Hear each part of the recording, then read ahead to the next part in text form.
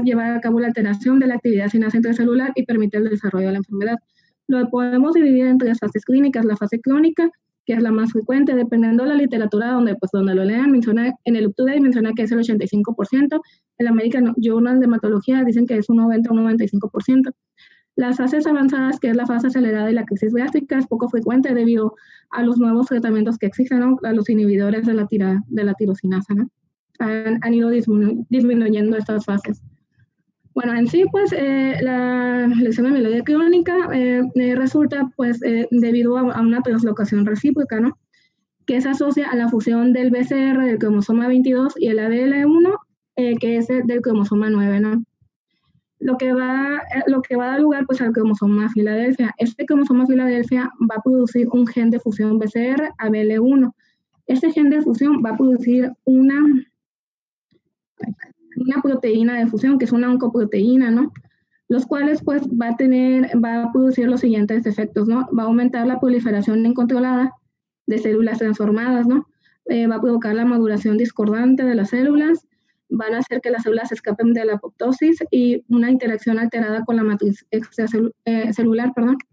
Hay tres tipos de proteínas de fusión de ese tipo. Es la P210, que pues es la que se encuentra mayormente en la leucemia mieloide crónica, la P190 y la P230.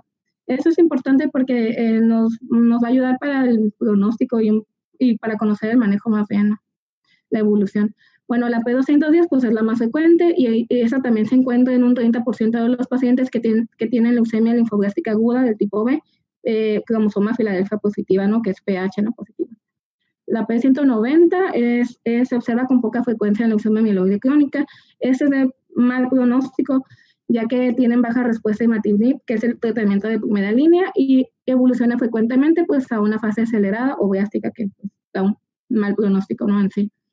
Y la P230 tiene un trastorno similar a la leucemia mieloide crónica, pero con síntomas pues, más leves, ¿no? También hay que tomar en cuenta que existe la leucemia mieloide crónica con un pH negativo, bueno, cromosoma Filadelfia negativo o atípico, ¿no? El UpToDate maneja una cifra del 15%, sin embargo, la American Journal de Hematología menciona que es de un 2 a un 5%. En estos casos se hace el diagnóstico de manera diferente, no con el cromosoma Filadelfia, se le tiene que buscar que tenga el gen de fusión o la proteína, ¿no? Para poder realizar el diagnóstico. Bueno, la epidemiología, pues vemos que representa del 15 al 20% de las leucemias en adultos, 1 a 2 casos por cada 100,000 habitantes, con un ligero predominio masculino en una edad promedio de 50 años y el 10% ocurren en menores de 20 años, ¿no? Y el único factor de riesgo atribuible ahí es la radiación ionizante, ¿no? Bueno, y en México, pues, ¿cómo están las cifras, no? Hay una guía de práctica clínica del ISSSTE que mencionan varios artículos, varias investigaciones que se han realizado aquí en México, las cuales reportan una edad de aparición de esta enfermedad con una edad media de 40 a 43 años. Sin embargo, en un estudio que se hizo en el IMSS en Guadalajara, reportaban una media de 39 años, ¿no? Con una relación de 3 a 1 a comparación de la leucemia linfocítica crónica. Eso es en un estudio que se hizo en Puebla, ¿no? Y mencionaban que la incidencia era menor de un caso por cada 100,000 habitantes. Bueno, las manifestaciones clínicas. Vemos que del 20 al 50% de los pacientes van a ser asintomáticos. Todas las literaturas mencionan que es el 50%, la mayoría, ¿no? Que consulté. La fatiga se presenta en un 34%, el malestar general en un 3%, la pérdida de peso en un 20%, la diaforesis en un 15%. Va a haber también plenitud abdominal en un 15% y esto es secundario pues a la esplenomegalia. Sangreados, un 21% y eso es principalmente debido pues gastrointestinal, bueno, es a nivel gastrointestinal superior y esto es debido a la vasofilia que se presenta, ya que la vasofilia pues va a provocar que se libere estamina y la estamina favorece el sangrado, ¿no? A ese nivel. Bueno, la esplenomegalia en el UpToDate menciona que es un 48 o un 76%, ¿no? Sin embargo, en otras revisiones como del American Journal mencionaba que era de un 40 a un 50%. La anemia en un 45-62%, los leucocitosis suelen presentarse por encima de 100,000 y las plaquetas arriba de 600,000 aproximadamente en un 15 a un 30%. A pesar de que tienen ese nivel de leucocitos, mencionado en la literatura que es poco frecuente que los pacientes presenten síntomas de leucostasis, ya sea a nivel del sistema nervioso central o a nivel pulmonar, es poco frecuente, ¿no? Puede haber invasión a tejidos extramedulares, siempre y cuando esté en una crisis drástica o una fase acelerada, o también, o si no están en esas fases, también nos hacen sospechar que son leucemias mieloides crónicas pH negativas, ¿no? pH me refiero a cromosoma Filadelfia, ¿no? Bueno. Yo quería comentar ahí, en la esplenomegalia yo encontré incluso cifras más altas, ¿no? Pero pues es muy variable en la literatura en la que uno se base. Encontré que hasta incluso un 80-90% a la hora de la exploración física de los casos manejaban esplenomegalia y hasta un tercio podían manejar hepatomegalia. De hecho, en la revista del American Journal de Hematología, que es del 2019, menciona que la hepatomegalia se presenta en menos del 10% de los pacientes. No es tan frecuente, pues generalmente cuando existe esplenomegalia estamos hablando de una fase acelerada o una crisis drástica. Y como el 85 al 95% van a estar en fase crónica, pues eso ya nos hablaría pues más actividad de la enfermedad, ¿no? Bueno. En cuanto al flujo de sangre periférica, vemos que la leucocitosis se va a encontrar una mediana de 100.000, ¿no? Desde mieloblastos es que en la hepatomegalia no es frecuente. No, desea menor del 10%. Sí, hepatomegalia no. Esplenomegalia sí es frecuente. Es más frecuente que en la LLC todavía. ¿Qué les iba a decir? Para considerar la fase acelerada, la esplenomegalia tiene que ser progresiva. Sí, y resistente a tratamiento. Sí, pero encontrar esplenomegalia en un paciente con LMC, casi todos los pacientes con LMC tienen esplenomegalia. Casi, digo, porque no es el 100%, pero sí, de verdad que es muy alto. Los pacientes que diagnosticamos aquí con LMC, casi ya todos traen esplenomegalia. Entonces, sí es algo frecuente encontrarles esplenomegalia. Sí, es que los artículos que, bueno, y había otros de fase avanzada que era del 2019 que también no la mencionaban alta, pues mencionaban máximo 50%, y aquí en el UPD queda la más alta. Sí, de hecho, es lo que está registrado, pero clínicamente es más frecuente. Muy bien, continuamos. Bueno, la leucocitosis es una mediana de 100.000. Se va a presentar desde mieloblastos hasta neutrófilos maduros, y mencionaba que el hallazgo clásico es el patrón leucoeritroblástico, y esto nos quiere mencionar que en el flujo de sangre periférica se van a encontrar células maduras hasta inmaduras sin formas intermedias, ¿no? El hallazgo universal va a ser basofilia y el 90% va a presentar eosinofilia. La trombocitosis, que suele ser mayor de 600.000, se presenta en el 15 al 30%, y la anemia normocítica normocrómica la mencionaban de un 45 a un 60%, ¿no? Mencionaba que los granulocitos en fase crónica son morfológicamente normales sin evidencia de displasia, ¿no? Bueno, las fases clínicas, como mencioné, se dividen en tres, ¿no? Crónica, acelerada y drástica, ¿no? Para eso, pues hay criterios. Los que yo le voy a mencionar son los de la OMS, ¿no? En la fase crónica, la clínica puede ser asintomática o sintomático, ¿no? En la sangre periférica vamos a encontrar leucocitosis neutrofílica con precursores mieloides, brazos del 1 al 3%, eosinofilia, basofilia, plaquetas normales aumentadas, mayor de 450.000. La fosfatasa alcalina leucocitaria va a estar aumentada o disminuida, hiperuricemia, y la LDH va a estar aumentada, ¿no? En la médula ósea vamos a encontrar hipercelularidad, disminución del tejido adiposo, hiperplasia de la célula leucopoyética y escasos blastos, ¿no? Se va a encontrar menor del 2% predominio de mielocitos y metamielocitos, los blastos más los mielocitos, menor del 10% de la celularidad total, y va a haber un leve aumento de las células de reticulina en la médula ósea, ¿no? Mencionaban en otra literatura también que hay una fase crónica temprana. Esta se considera cuando han transcurrido menos de 12 meses desde el diagnóstico y no se ha recibido tratamiento, con excepción de la hidroxiurea, que vamos a ver más adelante. La fase acelerada, aquí todos los pacientes van a estar sintomáticos, ¿no? Aquí va a haber una esplenomegalia progresiva resistente al tratamiento, y va a haber un aumento de la fosfatasa alcalina leucocitaria. En la sangre periférica vamos a ver anemia, trombocitopenia menor de 100.000, leucocitosis resistentes al tratamiento, trombocitosis o trombocitopenia independientemente del tratamiento, la basofilia mayor del 20% y los V-gastos de un 10 a un 19%, ¿no? En la médula ósea la vamos a encontrar hipercelular y los V-gastos de 10 al 19%. En la crisis V-gástica, pues ya sea en sangre periférica o en la médula ósea, vamos a encontrar que los V-gastos pues están mayor al 20%. Puede haber proliferación de V-gastos extramedulares y o clúster de V-gastos en médula ósea definido por biopsia, ¿no? Pues obviamente eso pueden tener varios fenotipos, ¿no? El mieloide de un 60 a un 70%, que es la más frecuente, la linfoide de un 25 a un 30%, que va a ser la de mejor pronóstico, el megacoriocítico de un 10 a 15, el eritroide de 1% y el misio 5%, ¿no? Bueno, aquí están otras definiciones de la fase acelerada y la fase básicas. Como les comenté, los criterios que yo les mencioné pues son de la fase básicas, no nada más por si lo quieren checar, las diferencias o algo así. Pues. Bueno, pues ya que, pues aquí la leucemia mieloide crónica es obligatorio realizarle citogenética. Mencionaba que era, pues decía de vital importancia realizar el estudio de la médula ósea. Aquí lo podemos hacer mediante estas tres métodos, ¿no? Por cariotipado, análisis de hibridación fluorescente, la técnica de Fish, o la reacción en cadena de la polimerasa de la transcripción inversa, ¿no? Cualquiera de eso mencionaba, pero se tiene que hacer, ¿no? Aquí pues debemos de nosotros encontrar para hacer el diagnóstico el cromosoma Filadelfia, que es una translocación 922, ¿no? Q34 y Q11, ¿no? El gen de función BCR-ABL1, que lo debemos de detectar, el producto del gen del ARN de fusión, y tenemos que tener en cuenta que los que van a tener peor pronóstico, ya debido que pues no tienen, eso los de peor pronóstico, que es la isoforma 17Q10, el 3Q26.2, las trisomías 18-19 y la duplicación del cromosoma Filadelfia. Bueno, esos se presentan en un 7% de los pacientes al momento del diagnóstico.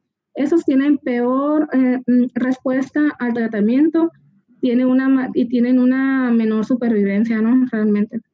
Por eso sí es importante también. Y también aquí, lo vamos a ver más adelante, pero también es importante cuando los pacientes no detectar mutaciones, pues, porque, bueno, ahorita lo vamos a ver más adelante. El diagnóstico, pues, obviamente se basa en los hallazgos típicos en la sangre y en la médula ósea, se va a confirmar por estudios citogenéticos. Aquí mencionaba toda la literatura que leí que después se deben de realizar, ¿no? Como los estudios citogenéticos tardan tiempo y pues esos pacientes se llegan a presentar con leucocitosis significativa, y varias literaturas mencionan que, bueno, que las leucocitosis significativas son de mayor de 80,000 o de 100,000. No se pueden dejar los pacientes así sin tratamiento, así que se recomienda dar la hidroxiurea en lo que se espera el resultado de la citogenética y poder dar el tratamiento definitivo, ¿no? Bueno, ya que una vez nosotros tengamos el diagnóstico, es importante que... Antes de pasar al diagnóstico así en sí, solo quiero que quede claro las tres fases en que puede encontrarse la leucemia. Sí, tres fases. Una, no son cronológicas. No. O sea, no la van a encontrar primero en fase crónica, luego acelerada y luego blástica.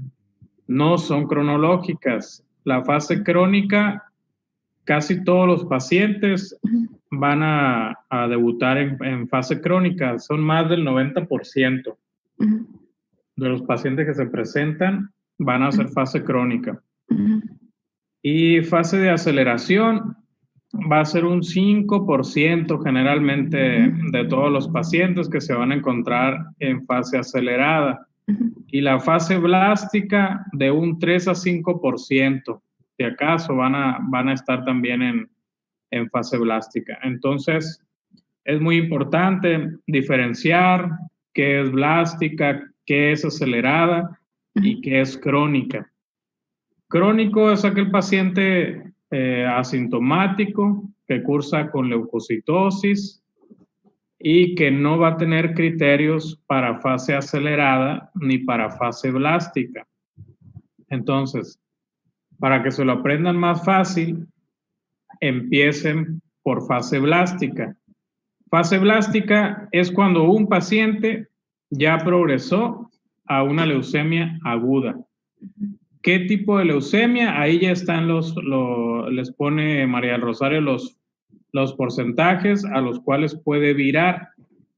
puede virar en mayor frecuencia a una mieloide, o sea, una leucemia mieloide aguda en un 60%, a una linfoide en un 25%, a una megacariocítica, que sería mieloide también, eritroide, que también sería mieloide, y mixta, es decir, linfoide mieloide.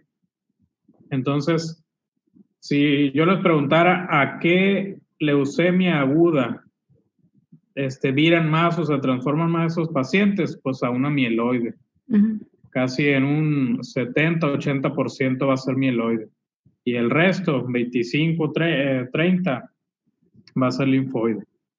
Entonces, con eso ya tienen la crisis blástica. ¿Qué es la crisis blástica? Que tenga más de 20% de blastos, o sea, que se haya transformado a una leucemia aguda. Ahora, fase acelerada, es ahí donde está lo difícil. Porque para hablar de fase acelerada, existen algunos criterios que van a hacer que el paciente entre a fase acelerada. ¿Sí? Esta fase ya el paciente puede tener, ¿cómo le digo? Bueno, va a estar ya muy sintomático el paciente. Si quieres poner el cuadro donde tenías ahí, aquí en este cuadro, aquí les marca los criterios de la fase acelerada. El primer criterio son la cuenta de blastos. Y vamos a tomar en cuenta los de la OMS, que son los últimos, los de la WHO, que son los de la OMS, del 10 a 19% los blastos va a estar en una fase acelerada. Basofilia, más de 20% sería el segundo. ¿Sí?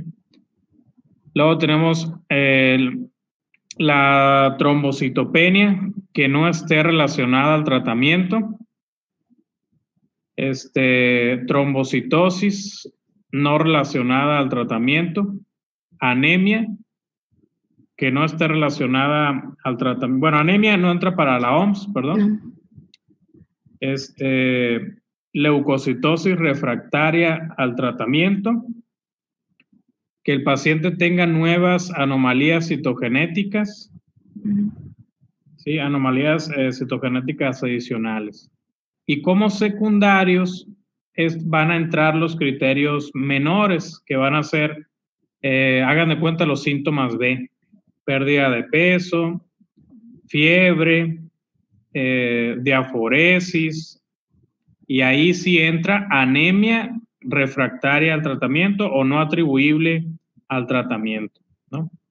Entonces, esos serían los criterios. Los mayores serían los de arriba, y los menores que no están aquí son los síntomas B. ¿Sale? Entonces,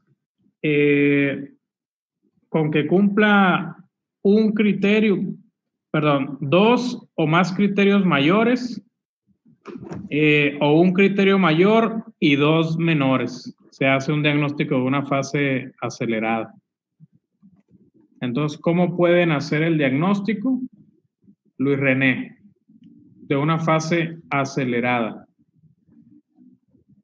Pues de una fase acelerada, pues esos son los criterios. Pues el de la OMS lo utilizan más en cuanto a la patología, y el otro, que es el MDAC, pues es un poquito también, pues, más para ensayos clínicos, porque reúnen más los criterios de inclusión, pero pues realmente la basofilia, el número de blastos, pues son de las cosas más características. También una esplenomegalia progresiva, pues es otro de los datos, pero pues más de cuánto la esplenomegalia.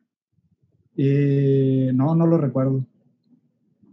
Bueno, más de 10 centímetros la esplenomegalia, que se encuentre más de 10 centímetros por debajo del borde costal, para considerarla como fase blástica. Entonces, si tienes un paciente con leucocitosis, o sea, debutó en una fase crónica. ¿Por qué? Porque no cumplió criterios para fase acelerada ni para blástica. le das tratamiento, le das hidroxiurea un tiempo y al rato ese paciente te llega con trombocitopenia, te hace vasofilia, pero nada más, vasofilia y ha tenido algo de sudoración. Pues la vasofilia es así, no se asocia al tratamiento, todavía la trombocitopenia sí puede estar asociada, pero la vasofilia si fuera pues algo muy característico que la enfermedad está avanzando. Okay, lo encasillarías como una fase acelerada. Por una vasofilia, sí. ¿Te acuerdas? Acabamos de decir cuántos criterios necesitas para encasillarlo en acelerada.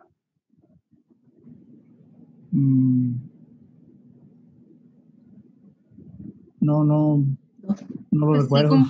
Sí cumpliría, ¿no? Porque serían 2 mayores, incluso ya agregando los menores, que son los síntomas B que presenta el paciente.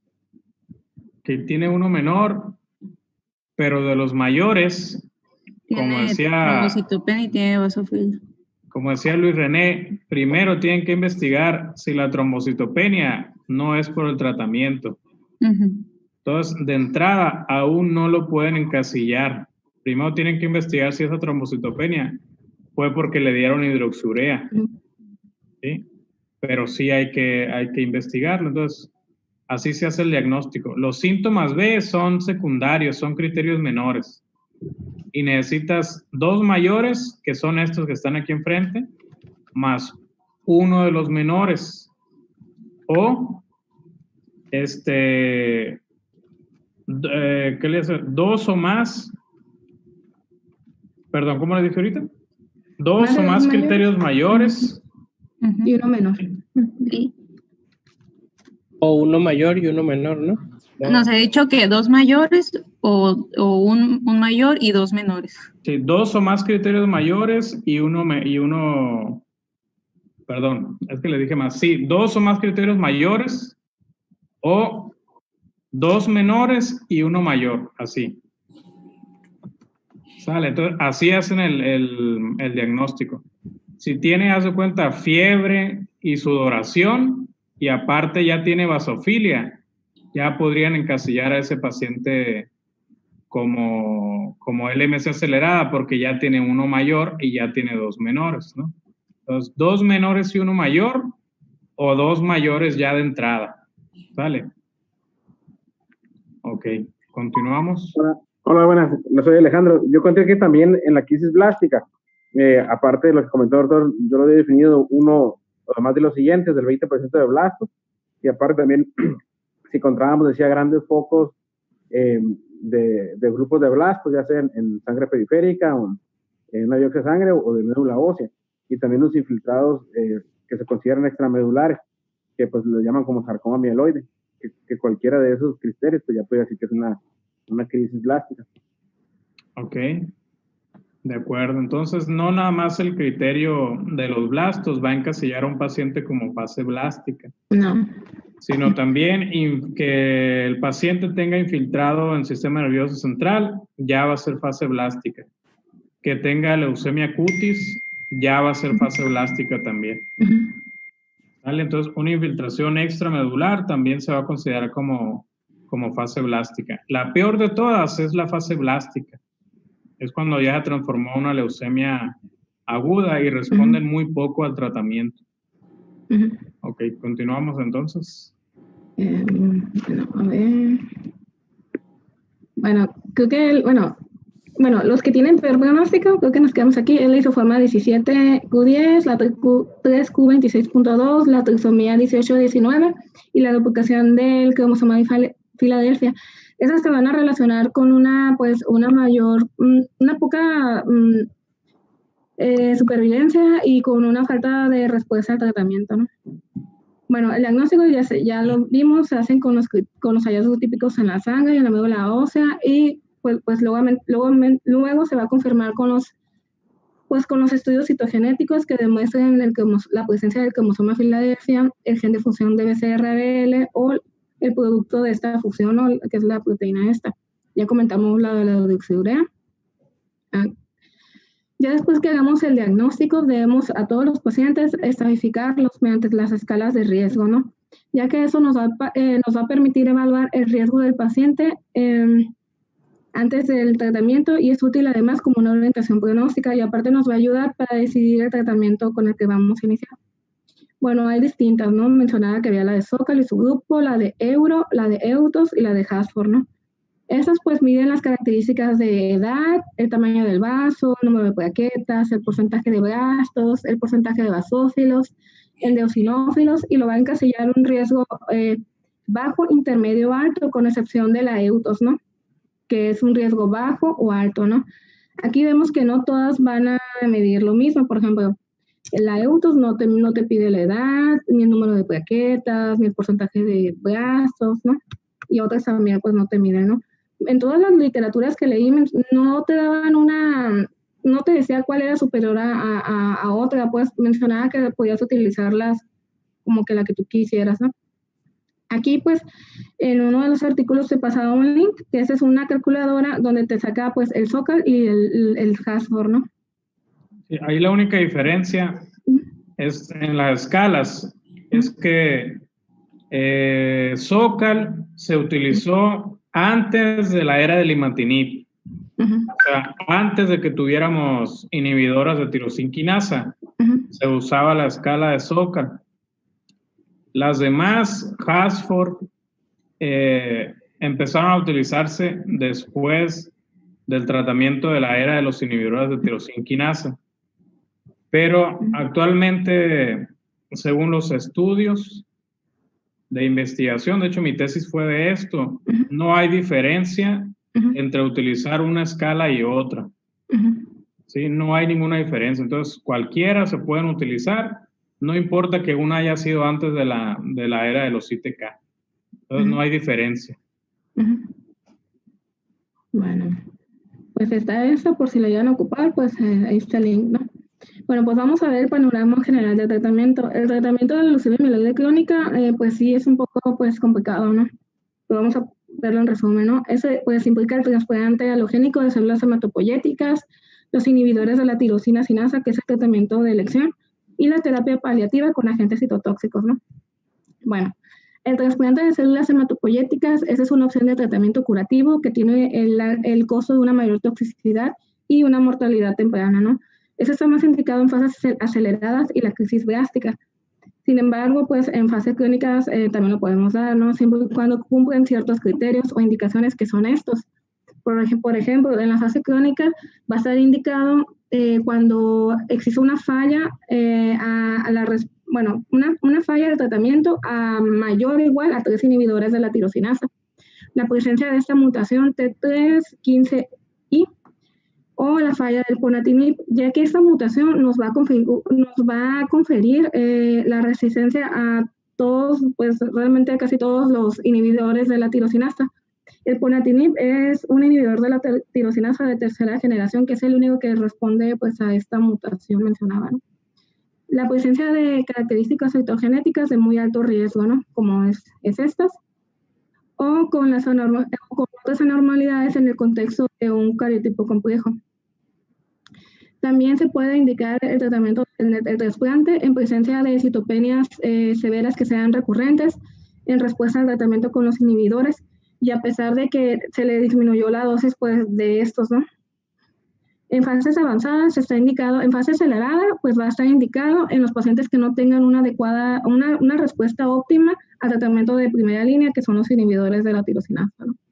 En fase básica están indicados en los pacientes que después adquirieron una fase crónica con los inhibidores de la tirosinasa. En la fase básica o acelerada, en aquellos pacientes que progresaron a una previa fase crónica y que después volvieron a readquirir una fase crónica con los inhibidores de la tirosinasa, ¿no? Y además de que cumple con esos criterios, hay que tomar en cuenta las características del paciente, las comorbilidades y el estado funcional, ¿no? Porque como mencioné, pues tiene una alta toxicidad, pues, y también tiene un aumento de la mortalidad, pues, ¿no? Bueno, aquí hay 3 indicaciones importantes. Vamos a considerar 3 como las más importantes para el trasplante. Una es la mutación T315I, que le confiere resistencia a los tratamientos con ITK de primera, segunda y tercera generación. Sí, esa sería la primera.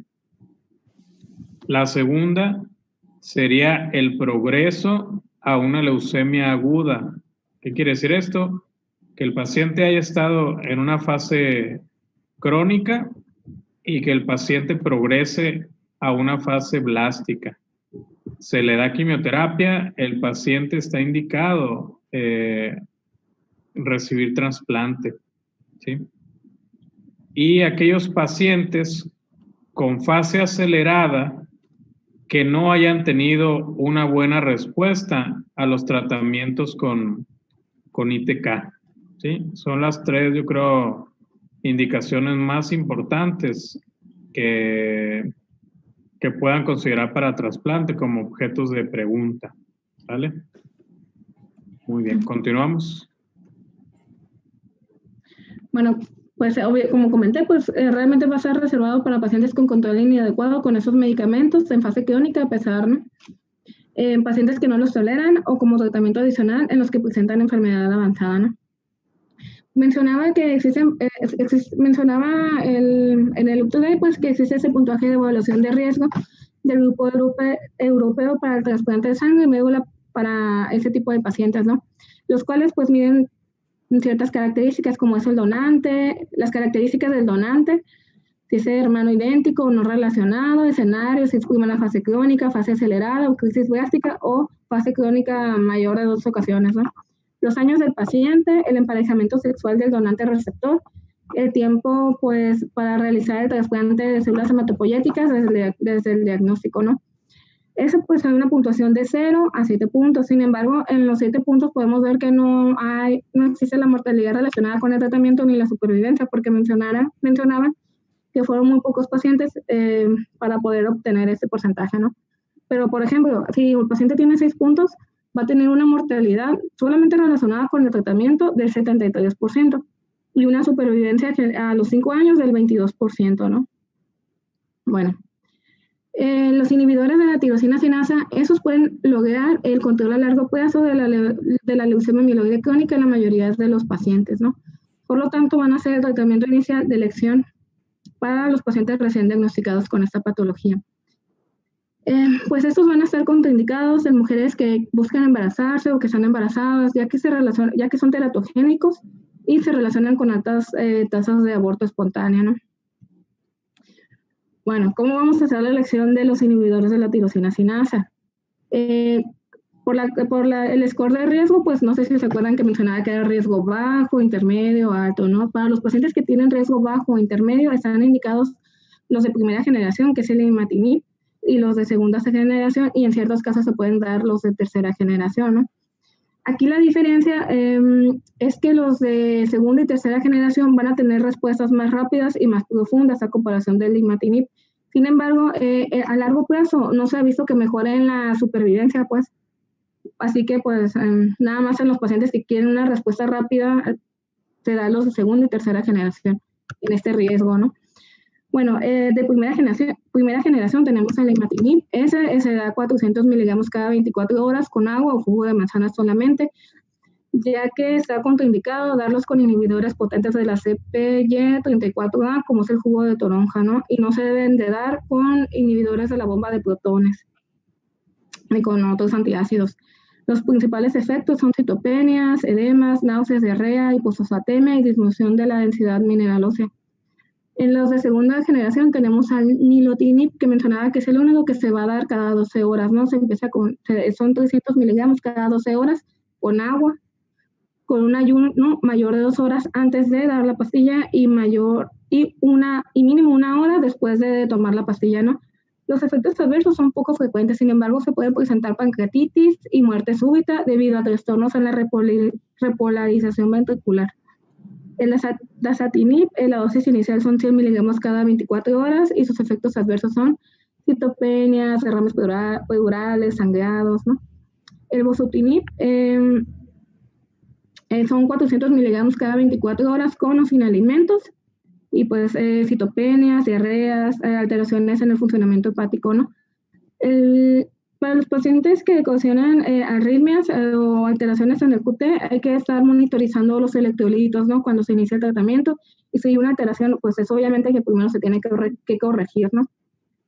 Bueno, el Radotinib es de segunda generación y ese está aprobado solamente para leucemia mieloide crónica refractaria a otros inhibidores, y el de tercera generación, que es el Ponatinib, ese está indicado en leucemia mieloide resistente o intolerancia a otros inhibidores, o en los pacientes que tengan la mutación que ya se comentó, ¿no? La T315I, algo así.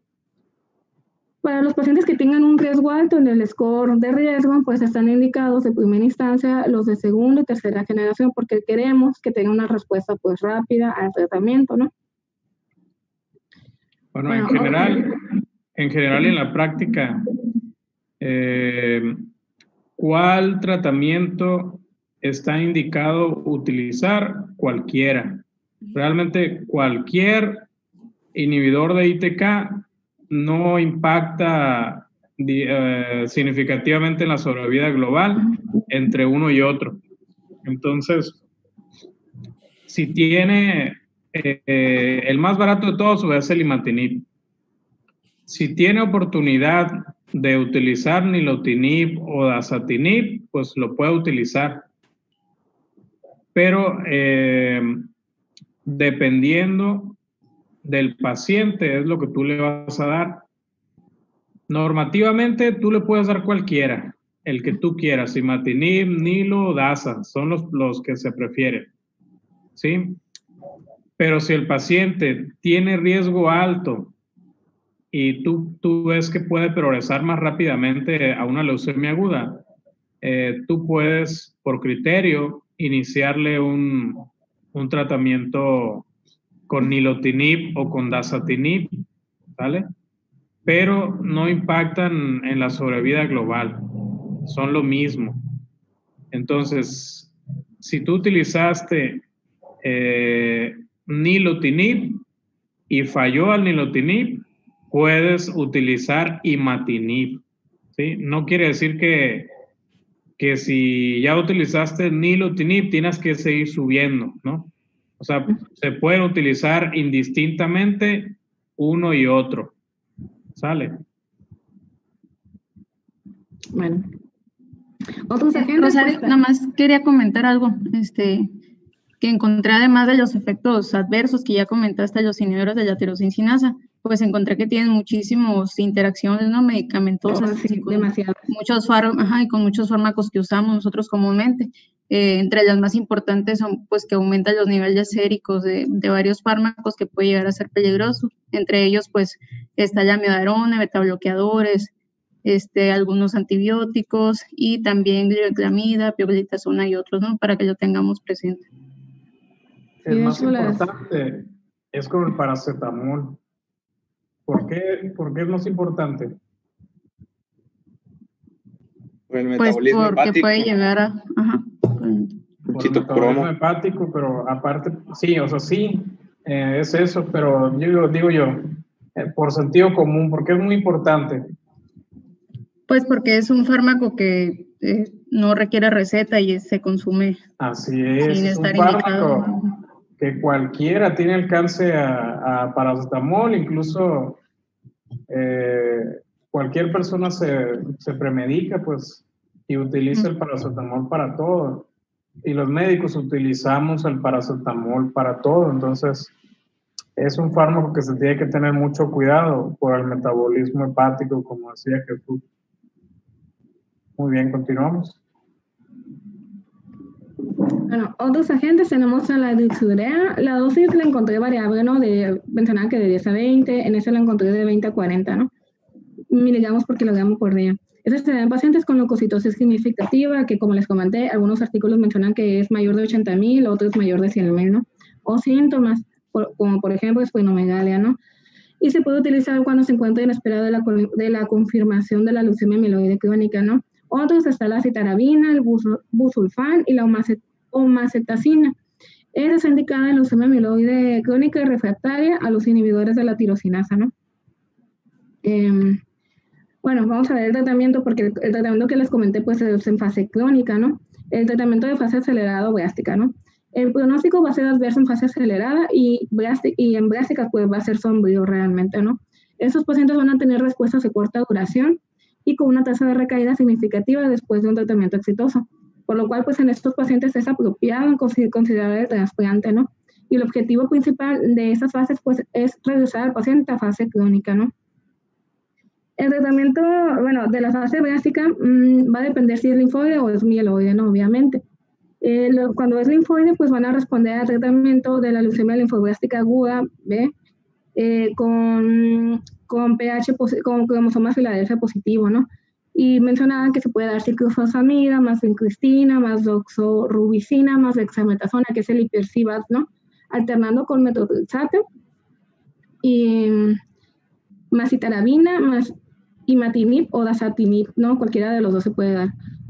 En la mieloide, pues se va a dar un inhibidor de la tirosinasa o no con quimioterapia, ¿no? O sin quimioterapia, no pasa nada, seguido del trasplante de células hematopoyéticas alogénico, ¿no? En la fase acelerada... Bueno, ahí nada más, si es leucemia mieloide, sí tienen que dar quimioterapia. Solamente no vas a dar quimioterapia si lo vas a llevar al trasplante. Pero si no hay trasplante, pues tiene que recibir quimioterapia, si no si no, pues se va a morir, se lo va a llevar de una leucemia aguda, entonces tiene que recibir quimioterapia más el tratamiento del ITK. Pero si no le das, si lo vas a llevar a trasplante, le puedes dar solo el ITK y esperar a que se trasplante. Y la fase crónica, el tratamiento inicial, hay que aclarar algo nada más, que el tratamiento de elección es un ITK. ¿Cuál ITK? El que sea. Pueden utilizar indistintamente imatinib, dasatinib o nilotinib. Esa es la elección. Pero, ¿por qué? ¿Qué es lo que pasa con estos pacientes? Que necesita inicialmente citorreducir. Entonces, con la citorreducción es donde utilizamos los otros medicamentos, que son la hidroxiurea y la citarabina, sobre todo, para citorreducir. ¿Qué es citorreducir? Pues es bajar el conteo de los leucocitos en la sangre. Los bajamos para que el paciente pueda iniciar con el imatinib, ¿sí? O dasatinib o nilotinib, lo que quiera que ustedes le puedan dar. Pero no es un tratamiento que se le vaya a quedar al paciente, ¿sí? Citarabina e hidroxiurea no es un tratamiento que se va a llevar como tratamiento, ¿no? Es un tratamiento únicamente citorreductor, transitorio, que en cuanto al paciente demuestren ustedes que tiene Filadelfia positivo y que ya tiene unas cifras pues adecuadas para iniciar el tratamiento, ya pueden iniciar el imatinib y le retiran la hidroxiurea, ¿sí? Entonces, nada más que quede claro que no es un tratamiento de la LMC. ¿Vale? Bueno, pues, ¿cómo vamos a monitorizar la respuesta al tratamiento? Pues ya cuando nosotros hayamos hecho el diagnóstico, pues obviamente se le hace el estudio citogenético de la médula, ¿no? Y ya pues, ya cuando tienen los resultados, pues obviamente se le inicia el tratamiento. Ya a los 3 meses de haber iniciado el tratamiento se le tiene que pedir y cuantificar pues la PCR o los estudios citogenéticos, ¿no? Aquí pues lo vamos a monitorizar, ¿no? A los 3 meses lo citamos y si vemos que el paciente no tuvo una respuesta hematológica completa, que ahorita lo vamos a ver más adelante, o que se encuentre el cromosoma Filadelfia positivo mayor del 95, estamos hablando de un fracaso al tratamiento, hay que cambiar el medicamento, ¿no? Si el BCR-ABL está en mayor del 10% y el cromosoma Filadelfia está de un 36 o un 95%, estamos hablando que hay que mantenernos en alerta, ¿no? Aquí podemos cambiar el medicamento o podemos monitorizar más frecuentemente al paciente. Si el BCR-ABL está menor del 10% o el cromosoma Filadelfia está positivo en menor o igual al 35%, estamos hablando de una respuesta óptima y se va a continuar el medicamento, ¿no? Si a los 6 meses los tenemos que volver a citar con los mismos estudios, ¿no? Si el BCR-ABL está mayor del 10% o el cromosoma Filadelfia positivo en mayor del 35%, estamos hablando que el paciente tiene una falla de tratamiento y se debe de cambiar el medicamento, ¿no? Si el BCR-ABL está del 1 al 10% o el cromosoma Filadelfia del 1 al 35%, nos tenemos que mantener en alerta porque podemos cambiar aquí el tratamiento o monitorizarlo más de cerca, ¿no? Si el BCR-ABL ya es menor del 1% y aquí el cromosoma Filadelfia pues ya no es detectado, estamos hablando de una respuesta óptima y se debe continuar el mismo tratamiento. Se vuelve a citar al paciente a los 12 meses, se le vuelve a pedir los estudios. Si el BCR-ABL es mayor del 1% y el cromosoma Filadelfia aún es detectado, indica falla de tratamiento, ¿no? Y se debe de cambiar. Si el BCR-ABL es mayor del 0.1, pero al 1%, pues igual. Hay que mantener de cerca al paciente, considerar el cambio de tratamiento y así, ¿no? Si el BCR-ABL es menor o igual al 0.1%, estamos hablando que es una respuesta óptima y debe de continuar con el mismo tratamiento. Si durante el seguimiento de esta enfermedad, durante estos meses, vemos que pierde la respuesta hematológica o pierde la respuesta completa, la respuesta citogenética, o si pierde la respuesta molecular o se observan nuevas mutaciones, estamos diciendo que el paciente pues tuvo fallo de tratamiento, ¿no? En cualquier momento. Ya después de estos 12 meses, el paciente se le va a seguir cada 3 a 6 meses con los mismos estudios, ¿no? Ok. Para todos, ¿al cuánto tiempo esperan ustedes medir la respuesta hematológica? Se mide cada 15 días. La respuesta hematológica, cada 15 días.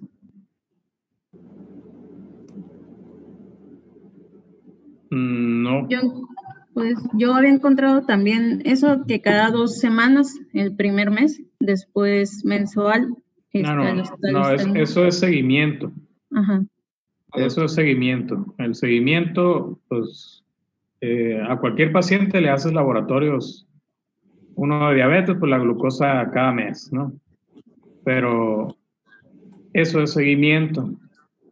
Las respuestas son medibles, como dice ahí la diapositiva. Las respuestas se miden objetivamente y tienen un tiempo definido. ¿Sí? Tú haces un cambio en la consulta, ¿al cuánto tiempo esperas ver ese cambio? Eso es lo que yo me refiero. Entonces, el paciente les va a llegar con hiperleucocitosis o leucocitosis, anemia, trombocitosis, ¿sí? Neutrofilia, basofilia, eosinofilia. Van a hacer el aspirado, le hacemos el aspirado y sale que tiene proliferación mieloide, pero no inmadura, son maduros. Ya le hacen diagnóstico, le inician el tratamiento, le inician imatinib. ¿Al cuánto tiempo después del imatinib el paciente tiene que tener una respuesta hematológica? ¿Y qué es? ¿Sí? Sería a los 3 meses, doctor.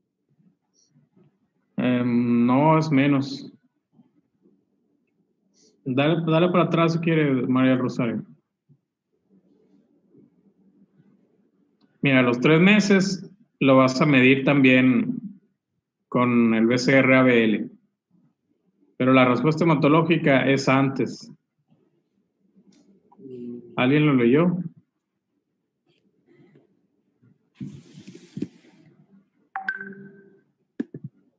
Contreras, ¿tú lo leíste?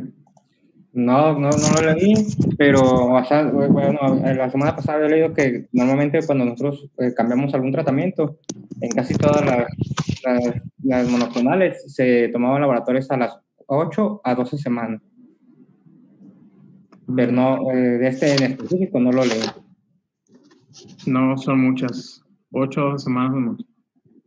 Generalmente la respuesta hematológica la van a encontrar a las 3 o 4 semanas del tratamiento.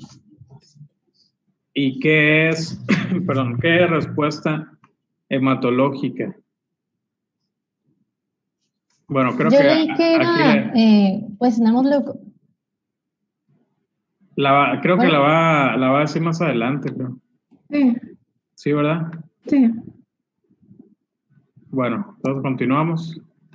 Bueno, eso es lo mismo, pero pues más resumidito, ¿no? Lo importante nada más es que va en reducción logarítmica la respuesta. A los 3 meses, a los 6 y al año. Eso es cuando medimos la respuesta. Bueno, primero a las 3 semanas para ver la respuesta hematológica. A los 3 meses es la primera medición otra vez del BCR-ABL. A los 6 meses la tercera, perdón, y al año ya la siguiente. Entonces, la reducción tiene que ir logarítmicamente. La primera medición a los 3 meses, menos del 10%. La segunda medición a los 6 meses, menos del 1%. Y la tercera medición al año tiene que estar menos del 0.1%. Así va. 10%, 1% y menos de 0.1% para considerar que el paciente va bien. ¿Sale? Okay, continuamos. Pues vamos a ver los criterios para ver las respuestas, ¿no? La hematológica se puede dividir en respuesta completa, parcial o cualquier otra respuesta menor será considerada nula, ¿no? En la hematológica mencionada sin signos ni síntomas de leucemia amiloide crónica, los glóbulos menores de 100.000, glóbulos blancos, leucocitos, basocilos menor del 5%, plaquetas menor de 450.000, ausencia de células inmaduras y brazos, puromielocitos o metamielocitos en sangre periférica, ausencia de esplenomegalia. La respuesta parcial con un recuento leucocitario normal o con persistencia de esplenomegalia o células inmaduras o trombocitosis menor del 50% comparado con los niveles antes del tratamiento. Y pues cualquier otra respuesta pues nula, ¿no? En la citogenética pues se puede clasificar en sin respuesta cuando está mayor de 95 o mínima, de 66 al 95% de la presencia del cromosoma Filadelfia, menor de entre el 36 y 65%, mayor de 1.35 y completa pues sin células, ¿no? Y la molecular puede ser temprana, mayor o la indetectable, ¿no? O por la escala del CIS, que es la logarítmica, ¿no? MR2, MR3, MR4 o MR4.5, ¿no? Esa MR es dependiendo del logaritmo de la máquina utilizado. La mejor es la menos de 4.5 logaritmos. De hecho, ahí lo dice, reducción de mayor o igual a 4.5 logaritmos. Esa es la mejor. Eso quiere decir que el equipo no lo está detectando. Para decir que tiene esta respuesta indetectable, debe tener menos del 0.032%. O sea, ese numerito que está al final. Para que ustedes digan, el paciente tiene un BCR-ABL indetectable. ¿Cuál es el objetivo para cualquier paciente? ¿Qué respuesta molecular es el objetivo para cualquier paciente con LMC? ¿Yo? Pues no, todos. No, alguien que... Pues que tenga la respuesta óptima, que viene siendo los 3 meses de menos del 10% y a los 6 de menos de 1 y a los 12 meses de menos de 0.01, ¿no? Sí, pero ¿qué después de todo eso, en qué respuesta lo vas a tener? ¿Qué es lo recomendado, Karen? ¿Temprana, no mayor o indetectable? O sea, después de todo el tratamiento, ¿cuál es la respuesta en que lo tienes que mantener? Pues lo que recuerdo es que tiene que estar indetectable. sea, todos los pacientes van a alcanzar indetectable. No sé, la verdad no sé si todos, doctor. La respuesta, bueno, eso está difícil. La respuesta.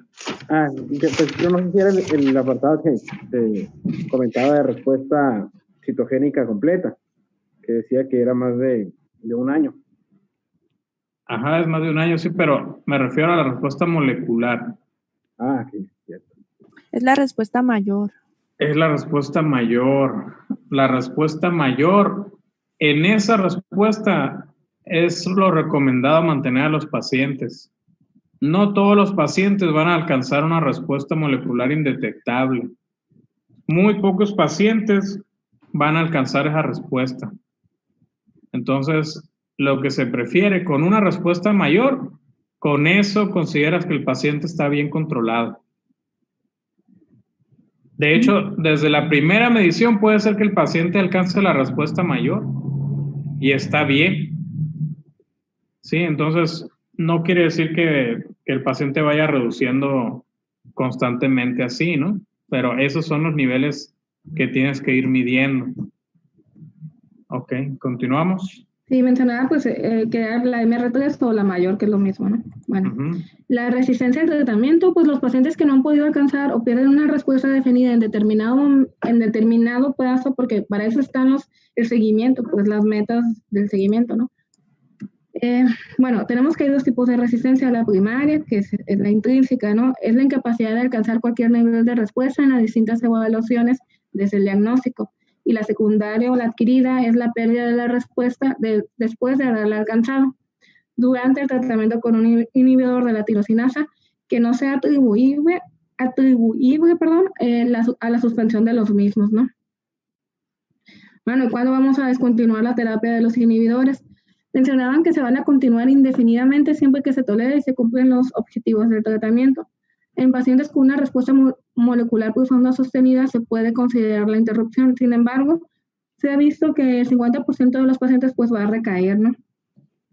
Sin embargo, en el UPTUDE y en algunos otros artículos, de hecho, mencionan, no tanto como criterios, el UPTUDE lo maneja como criterios, pero ellos manejan como recomendaciones, ¿no? Que el paciente que tenga una edad mayor igual a 18 años, que la toma de estos inhibidores sea de manera confiable durante mayor de 3 años, evidencia previa de una transcripción cuantificable del BCR-ABL1, una respuesta molecular estable. Si pues el paciente se le descontinúa, pues se va a hacer el monitoreo mensual durante 6 meses, luego cada 2 meses por 18 meses, luego cada 3 meses a partir de entonces, ¿no? Para pacientes que mantienen una respuesta molecular mayor de MR3, ¿no? Para pacientes con pérdida de la respuesta molecular, de la respuesta molecular después de la interrupción de estos inhibidores, se sugiere repetir la prueba dentro de las 2 primeras semanas. Si la repetición de la prueba confirma la pérdida de la respuesta molecular, se debe de reiniciar el tratamiento dentro de las 4 semanas siguientes, ¿no? Bueno, en cuanto a las complicaciones en sí, no a los efectos adversos del medicamento, tenemos que son varios, ¿no? El síndrome de lisis tumoral, las infecciones, los eventos trombóticos, el sangrado del tubo digestivo alto por la vasofilia que hay, ¿no? Sin embargo, en los pacientes con leucemia amiloide crónica se encuentran, no sé si se acuerdan, que en el síndrome de lisis tumoral podemos clasificar, dependiendo de la neoplasia hematológica o otras neoplasias, en riesgo bajo, moderado y alto, ¿no? Los pacientes que tienen leucemia amiloide crónica se consideran pacientes de bajo riesgo, a pesar de la leucocitosis tan alta que tienen. En esta revisión mencionaba que de los 36 pacientes que había con leucemia amiloide crónica, el 9% presentó síndrome de lisis tumoral, ¿no? Pues no vamos a ver el manejo porque pues ya lo hemos visto, ¿no? El síndrome de lisis tumoral. En cuanto a embarazo y lactancia, vemos que en el primer trimestre, pues, se puede dar lo que es la leucoferesis. Durante todo el embarazo se puede utilizar la leucoferesis, ¿no? El objetivo es mantener una leucocitosis menor de 100,000. Durante todo el embarazo se puede dar lo que es la aspirina con o sin heparina de bajo peso molecular, siempre y cuando las plaquetas estén mayores de 500,000, y se puede utilizar durante todo el embarazo, ¿no? El interferón alfa, pues mencionaba que Se puede evitar durante el primer trimestre y se puede evaluar darlo en el segundo y en el tercer trimestre, ¿no? Hay que, bueno, no lo mencioné, pero lo voy a mencionar. El interferón alfa, antes de que salieran al mercado, los inhibidores de la tirosinasa eran el tratamiento pues, de primera elección, ¿no? Bueno, sin embargo, pues tiene muchos efectos adversos como fiebre, pérdida de peso, infecciones, síndrome de fatiga crónica, hipotiroidismo en un 2% y otros síntomas, ¿no? Además, bueno, los pacientes con interferón, tratados con interferón sí alcanzan respuestas hematológicas completas. Y también pueden alcanzar respuestas citogenéticas en un 27% aproximadamente, pero eso solamente se ha visto en pacientes jóvenes y con un SOCAL de bajo riesgo realmente, ¿no? Y las respuestas no suelen ser sostenidas, ¿no? El interferón perfilado alfa pues está contraindicado, la hidroxiurea pues hay que evitarla y los inhibidores de la tirosinasa pues son teratogénicos y aumentan las tasas de aborto espontáneo, así que hay que evitarlos, ¿no? El diagnóstico diferencial, pues obviamente se va a realizar con patologías que ocasionan esa leucocitosis tan significativa, ¿no? Como la reacción leucemoide, la leucemia mieloide crónica típica, la leucemia neutrofílica crónica, eosinofílica crónica, la mielomonocítica crónica, la juvenil, la otras neoplasias mieloproliferativas con pH positivo, como la leucemia linfoblástica B, que tienen el pH positivo, y otras neoplasias mieloproliferativas, ¿no? Y pues eso sería todo, ¿no?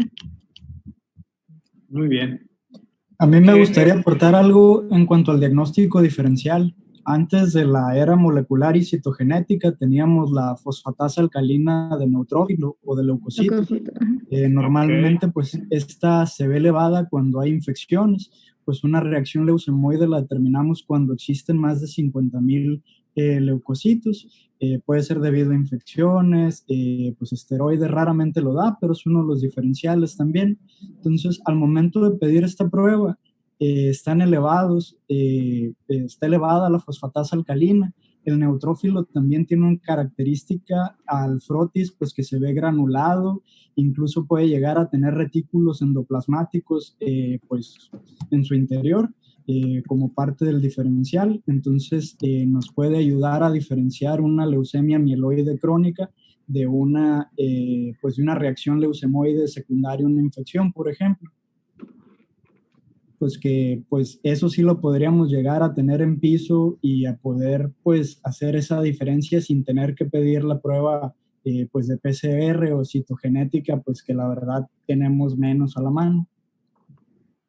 Ok, sí, de hecho es un estudio en el que se ve característicamente que está elevado la fosfatasa alcalina de neutrófilos. Ya actualmente no sé si la tengan en el laboratorio. Casi no se pide, pero sí es algo interesante que se encuentra elevada. Otra cosa interesante que les quería comentar, bueno, alguien que quiera comentar algo más del cuadro clínico.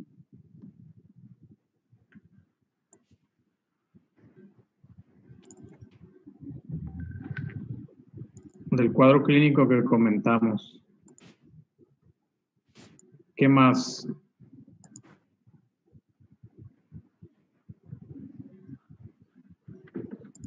¿Nadie más? ¿O de alguna otra cosa?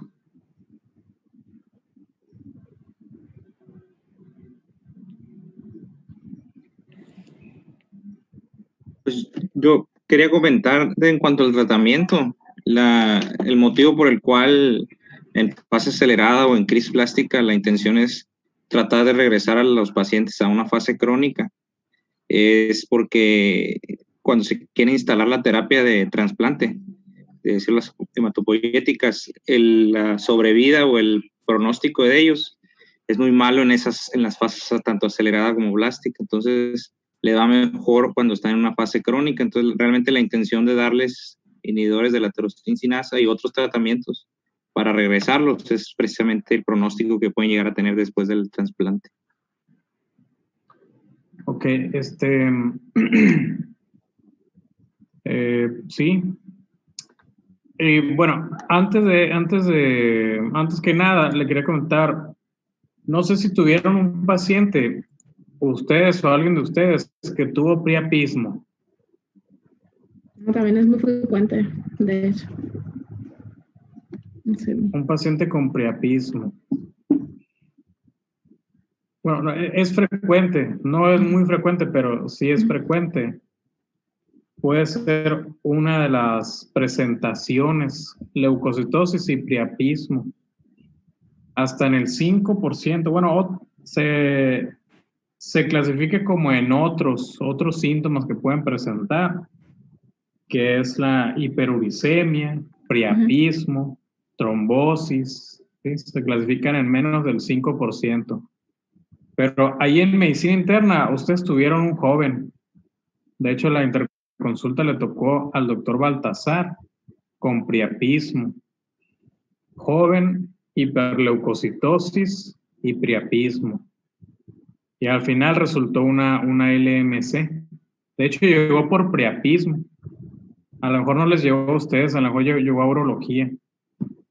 Pues ahí en algunos sí tuvimos varios, aunque pues es una manifestación más común pues de las agudas o en una hiperleucocitosis o que hacen leucostasis, pero pues sí se puede presentar sobre todo en la fase blástica como se menciona, y pues también pues priapismo en un paciente joven con una biometría hemática pues sospechosa, pues sí es altamente pues, sugerente de una... Es interesante. Pues, patológica. ¿Cómo se imaginan a un paciente con LMC? ¿Cómo se imaginan a alguien que va a ser ese paciente? Pues ya mencionaban, la mitad son asintomáticos, pero pues por lo general de edad avanzada, si bien aquí en México, como mencionaba la estadística, pues no son tan viejos, pero pues con esplenomegalia, pues una leucocitosis pues de 100,000, por ejemplo, pues pueden llegar a presentar pues también pues síntomas B, que sería lo más clásico, pues la alteración hemática, esplenomegalia y síntomas B. Aquí nada más algo interesante es que los síntomas B son menos frecuentes. Son como un 20%, si acaso, los síntomas B en la LMC. En la LLC son un poquito más, pero aquí es hasta un 20%. Se reporta. Principalmente podrían ser los síntomas, en caso de que tenga síntomas asociados a la esplenomegalia, ¿no? Como plenitud gástrica o que tenga incluso dolor en el hipocondrio izquierdo. Exacto. Los síntomas por crecimiento esplénico son más frecuentes en estos pacientes, ya que la esplenomegalia es muy, ¿cómo se dice? Muchas veces puede ser imperceptible, pero es muy frecuente que estos pacientes tengan esplenomegalia, hasta un 70-80% puede ser.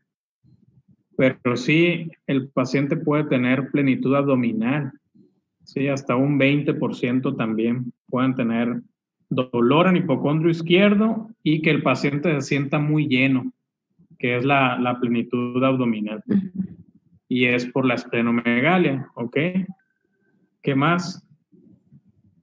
La leucocitosis, ¿cómo va a ser? ¿Podrían confundirla con una LLC?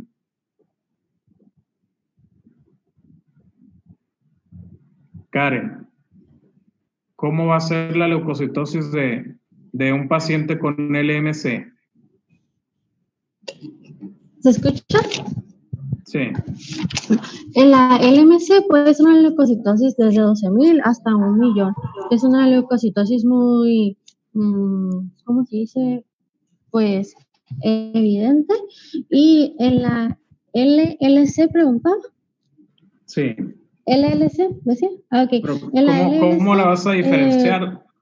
Un paciente que tenga 170,000 leucos de una LLC, ¿cómo puedes saber qué es LLC o qué es LMC?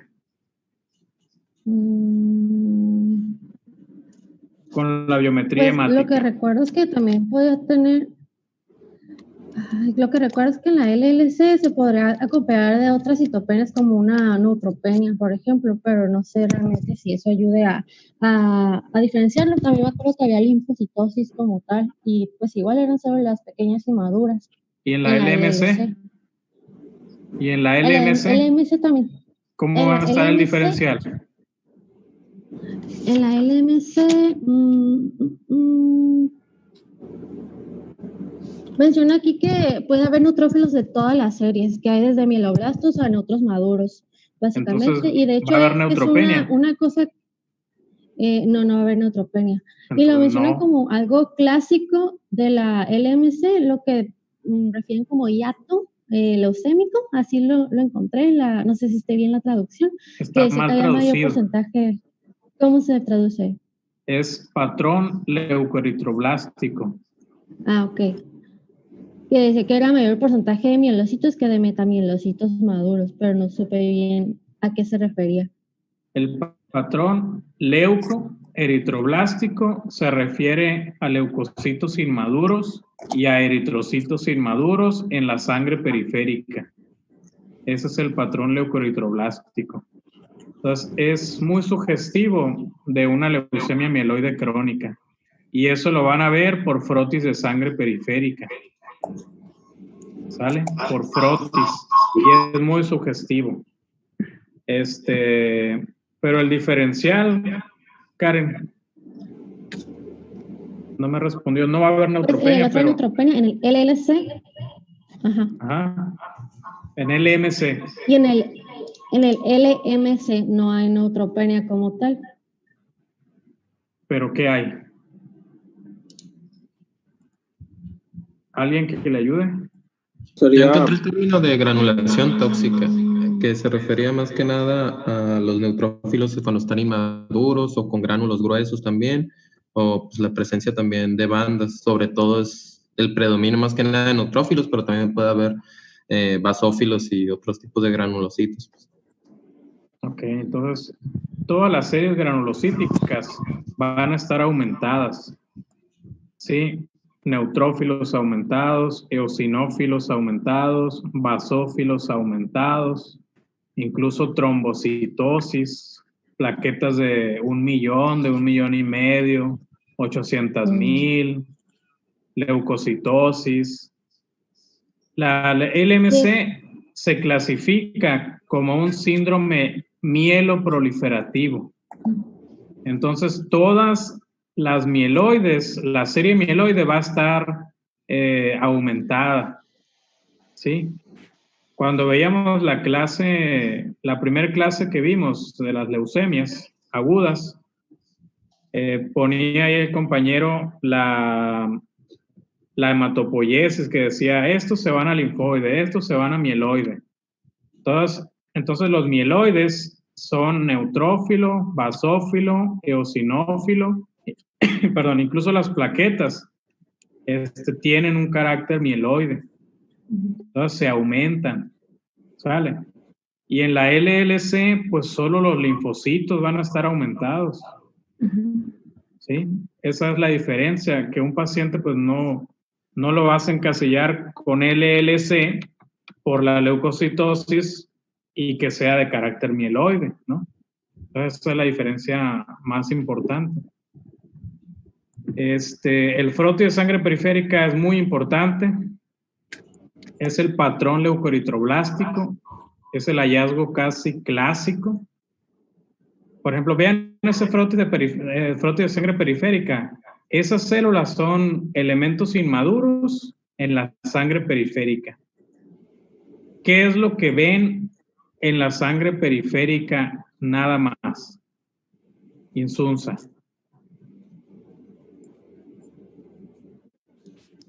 ¿Cómo? ¿Qué verías, Insunza? ¿Qué se debe ver en la sangre periférica? Pues células maduras. Ajá, ¿cuáles? ¿Está hospitalizado, Insunza? ¿O qué? ¿Mande? No, estoy de guardia. Es que me escucha ahí el aparato ese arriba de la cama. Entonces, ¿cuáles son? No. Pues, a ver. Es sencilla la pregunta, es sencilla, ajá, no es difícil. No, es que no la entiendo. No, o sea, pues no va a haber células, no va a haber blastos. O sea, ok, pero normalmente, ¿qué es lo que ves en sangre periférica? Pues muy sencilla la pregunta. Pues eritrocitos, leucos, neutrófilos, pues, neutrófilos, plaquetas. Ajá. Neutrófilos.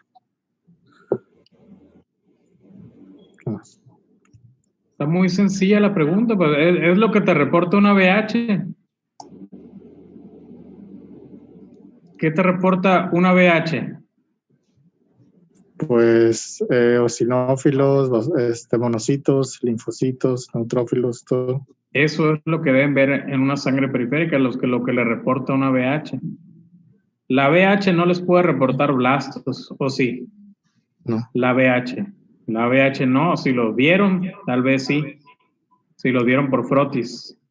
Pero no les puede reportar ni blastos, ni les puede reportar promielocitos o promonocitos o metamielocitos, banda sí, ¿no? Pero entonces, si todo lo que les pueda reportar la sangre periférica es lo que se ve en el frotis y es lo normal. Lo demás son elementos inmaduros que no se deben ver y eso se ve por frotis de sangre periférica. Cuando le reporten elementos inmaduros de sangre periférica es porque le hicieron frotis al paciente. ¿Sale? Entonces, pues es un paciente, aquí en México, como decía Sanés, la verdad que somos muy contreras. A nivel mundial dice, no, es una enfermedad de adultos. Y aquí estamos viendo que es en adultos jóvenes. Muy frecuente verlo en adultos jóvenes que tienen LMC. Aún así, yo creo que sí son más los adultos mayores, pero los adultos jóvenes está muy crecida la población aquí en México. Entonces, son muchos pacientes de adultos jóvenes con LMC.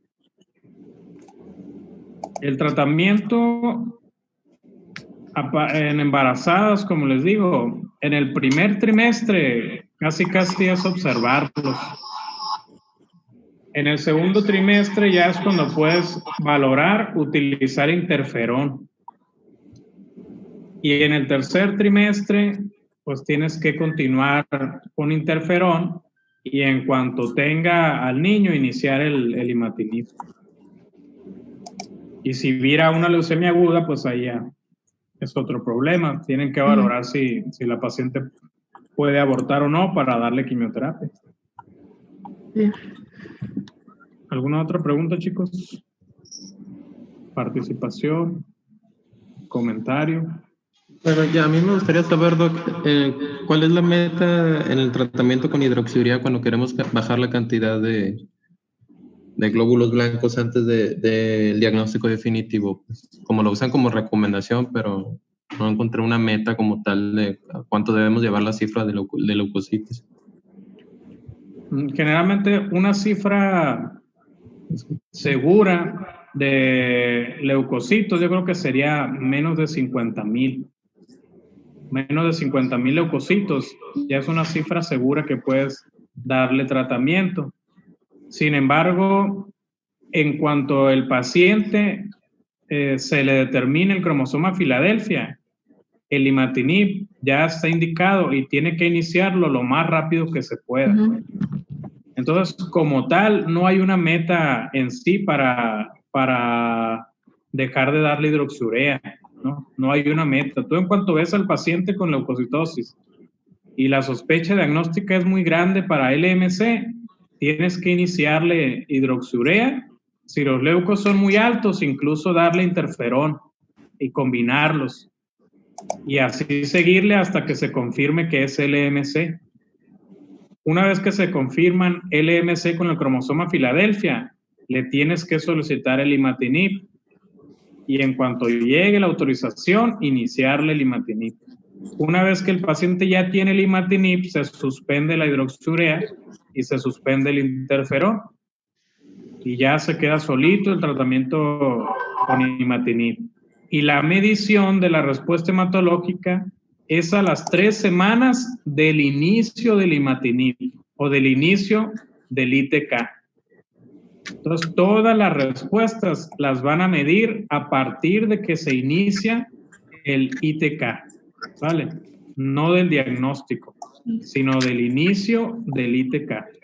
Es cuando van a medir las respuestas. ¿Alguna otra situación? Pero sí, es no hay una meta como tal para hidroxiurea. Incluso porque no son tratamientos de elección, pues son tratamientos de soporte nada más.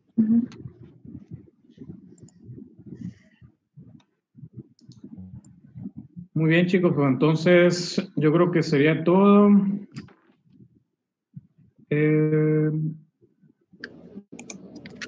les iba a comentar? Bueno, el compañero Jonathan Sánchez sigue sin venir, solo vino a una clase. Sánchez Martínez. Sigue incapacitado. Sí, está incapacitado, ¿cierto? Sí, que se comunique con usted. No va a comentar. No, está bien, si sigue incapacitado, está bien. Okay. Y el otro compañero, Sánchez García Martín, no le interesa, no. López Soria está enfermo, ¿verdad? Sí, ahorita fue el compañero que le comenté. Okay. Y Andrea está ahorita en área COVID. Okay. Bueno, Arroyo Romero. Aquí estoy, doctor. Fernando, ¿qué quieres comentar de la clase? Yo había leído en el libro de Vita que la inactivación de las células madre en medio de la osteoporosis por las proteínas CD34 y 38 se debe a que recientemente se ha identificado la interleucina 1 como el receptor asociado a estas proteínas. Nada más así en lo que viene siendo la patogénesis. Ok, ¿y qué me puedes decir a Arroyo? ¿Qué me puedes decir de... A ver, ¿qué pregunta te ponemos? Una respuesta, una pregunta sencilla. ¿Qué tratamiento indicarías en un paciente que le confirmas LMC?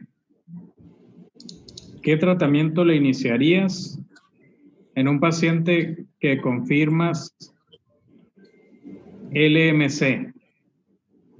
¿Le hiciste mutaciones y el paciente tiene la mutación T315I? Lo mencionó María del Rosario. Se le hace la mutación, la Gatekeeper, que es resistencia a todos los TKI, pues nada más está indicado cuando está excepto, bueno, es la mutación a todos los TKI, pero excepto a la ponatinib.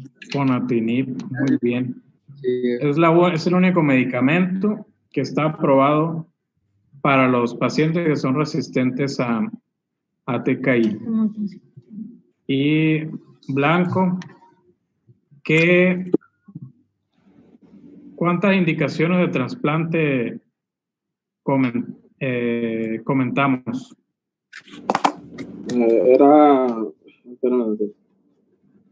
A ver, las que recuerdes.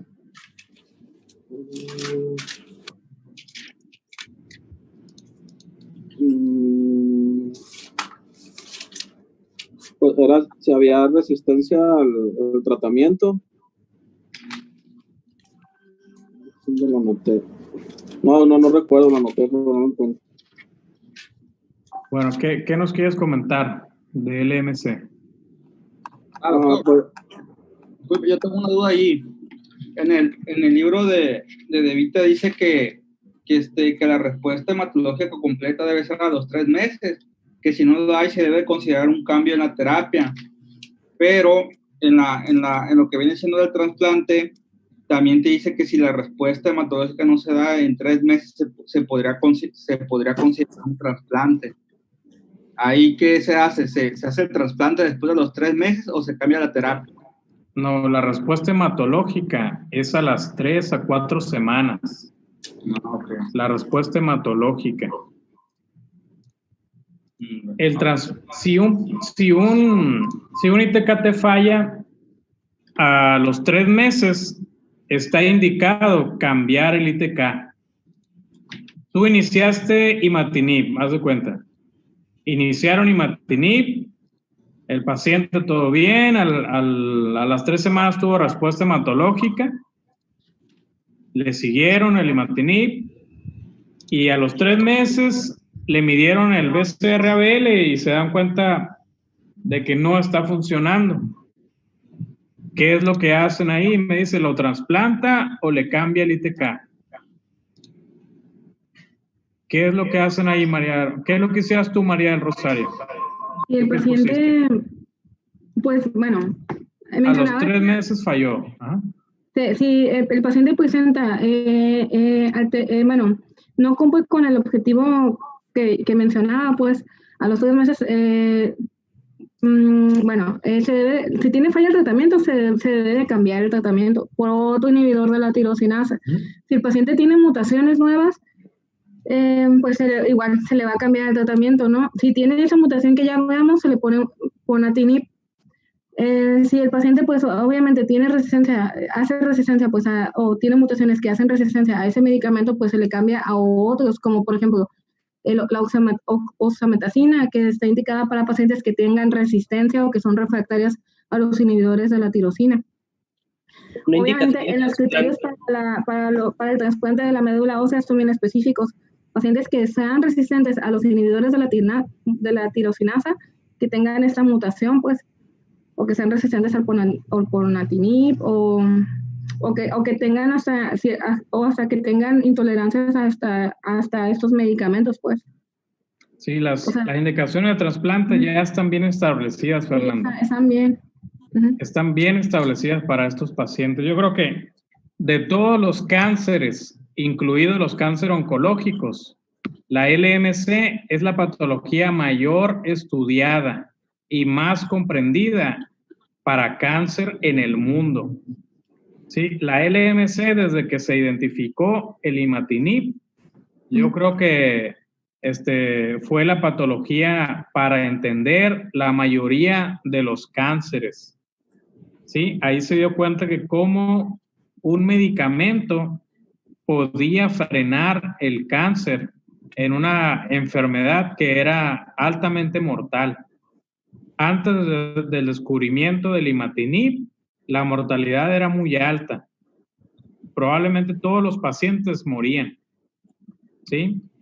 Y después del tratamiento con imatinib, las sobrevidas aumentaron. Incluso muchos pacientes se les ha podido retirar el fármaco y continúa con una respuesta completa. Que se está hablando ya actualmente de curación en un paciente con cáncer, en un paciente con leucemia. Entonces, eso vino a cambiar muchos paradigmas sobre el cáncer. Entonces, yo creo que es la patología más estudiada a nivel mundial de cáncer. Entonces, todo en esta patología está muy establecido. Las preguntas son muy concretas, las respuestas son muy concretas. Sí, entonces, no, aquí casi no hay cabos sueltos, ¿vale? De hecho, mencionaba que la supervivencia aumentó en un 80-90% cuando se entraron al mercado de estos medicamentos, ¿no? A los 10 años mejoró la supervivencia. Por eso son de muy alto costo estos tratamientos, muy alto costo. Mencionaba que el imatinib, el tratamiento para un año, anda en los $100,000, 100 a $120,000 por año. Sí, son muy caros, la verdad que cualquier sistema quiebra O sea, y bendito IMSS, que la verdad que se lo regala el medicamento. Cualquiera se afilia al seguro y tiene el MC y les regala el medicamento. Imagínense, para toda la vida no hay sistema de salud que lo aguante. Por eso el IMSS, yo creo que en unos cuantos años va a cambiar la forma del sistema de salud, o tiene que cambiar, porque no puede seguir igual. ¿Vale? ¿Preguntas, chicos? ¿Dudas? ¿Comentarios? Fuera de todo, ¿cómo le está cayendo la dinámica? Muy bien. ¿Qué dices, René? René Vidal. Bien, me parece bien. Se aclaran los puntos importantes sobre pues el tema, y pues qué mejor que alguien que es experto en el tema pues nos enfoque sobre lo más importante o relevante del tema. A veces uno que no conoce se abruma con tanta información. ¿Qué les iba a comentar algo, pero ya se me olvidó lo que les iba a decir. Hubo un paciente que tuvieron ustedes el año pasado, que el paciente tenía leucocitosis. No era el mío. Yo creo que era tu paciente. Uno que presentamos en sesión clínica, que no, o sea, se fue de alta, pero no supimos qué tenía y le iban a dar seguimiento por la consulta externa, que tenía esplenomegalia, leucocitosis, y usted nos comentaba que probablemente había que descartar órganos fosforados. No, es otro paciente. Entonces no era mío. Es un paciente que tenía leucocitosis y que tenía gota. De hecho, falleció. Sí, nosotros lo ingresamos fue ahorita en marzo. Creo que sospechábamos que tuviera lisis tumoral porque tenía leucocitosis que fue aumentando, tenía falla renal, no se conocía con comórbidos y tenía la hiperuricemia, y él ya después comentó, creo que tenía gota o algo así, pero al principio no nos dijo. Sí, ese paciente tenía gota desde hace mucho tiempo, ya tenía complicaciones articulares importantes. Lo que iba a ese caso era a mencionar lo que dijo ahorita Luis René, nada más para que les quede claro. El término reacción leucemoide ya no lo usamos nosotros. ¿Por qué?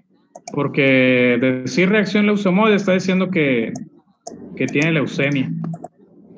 Entonces, el paciente no tiene leucemia hasta que tú le demuestres que sí, ¿no? Pero la reacción leucemoide, cualquier paciente puede hacer una leucocitosis importante. Sí, entonces ese término ya se está abandonando. De hecho, no lo deben utilizar. ¿Sale? O es leucocitosis o hiperleucocitosis. Entonces, reacción leucemoide ya no utilicen ese término. ¿Sale? Porque tú al decir reacción leucemoide estás diciendo que el paciente tiene leucemia. La reacción leucemoide solo la da un paciente con leucemia, ¿no? Entonces puede ser un paciente con una alta, una infección muy fuerte que te hace una leucocitosis de 60, 55. No es frecuente, pero sí. Y aparte ves los laboratorios y son puros neutrófilos. El frotis de sangre periférica son puros neutrófilos. Entonces este término ya se abandonó. Ya no lo deben utilizar, está mal empleado. ¿Y qué es hiperleucocitosis? Cuando la cuenta leucocitaria está arriba de 100,000. Muy bien, cuando tiene más de 100,000 leucos. Esa es hiperleucocitosis. ¿Y leucocitosis? Blanco. Ay, no recuerdo bien si es arriba de 8. No, perdón. ¿De 12,000? No recuerdo, perdón. ¿Arriba de cuánto, Espinosa? de 12,000. Leucocitosis. Bueno, arriba de 11, 12,000 más o menos, pero depende de lo que te reporte tu laboratorio. Pero a partir de 11,000 ya pueden considerar al paciente como leucocitosis. Dale. Doctor, yo tenía un comentario de la clase, bueno, no de la dinámica como tal. Quería saber si no se pueden hacer las clases durante la mañana. No sé, a esta hora como que no sé si hay mucho tráfico de datos, pero la verdad es que el internet falla muchísimo. Pues sí, puede haber mucho tráfico de datos, porque la gente empiezan a llegar y creo que Telmex solo tiene como unos 11 canales de datos y pues se saturan. Entonces, quién sabe. Pues sí puede ser. Nomás ustedes digan como qué hora les gustaría. Pues incluso a la hora que estaba a mediodía o más temprano está bien. Yo pienso, no sé mis compañeros qué opinan. Pero a esta hora, la verdad es que me sacó 1000 veces de la clase. Ok. Creo que los que entramos al área COVID de noche salimos casi 8:30, 9. Y a veces esperar hasta las 12 de la clase está pesado también. No sé si podía ser a las 10 o si están de acuerdo. Pues sí, a las 10 puede ser. Sí. De acuerdo. ¿Está bien? Bueno. Muy bien, chicos. Entonces, nos vemos el miércoles. ¿Quién va a dar la clase? Yo sigue falla medular. Ok, falla medular va a estar un poco larga, yo creo, ¿no? Luis. Bastante. Mucho. No sé si quieran que se divida mejor en 2 clases. Yo creo que sí la podemos dividir porque va a estar muy larga. Es que pegaron 3 temas que son muy amplios. Imagínense LMC y LLC juntas. Para uno solo, no se puede, ¿no? Entonces, igual pasa con síndrome mielodisplásico, anemia plástica y HPN. Entonces, HPN es corto, ¿no? Pero HPN es corto, pero los otros 2 son muy amplios, amplísimos. Entonces, verlos en una sola clase estaría como que, no, al final ya se van a aburrir. Después de 40 minutos empiezan a perder el interés.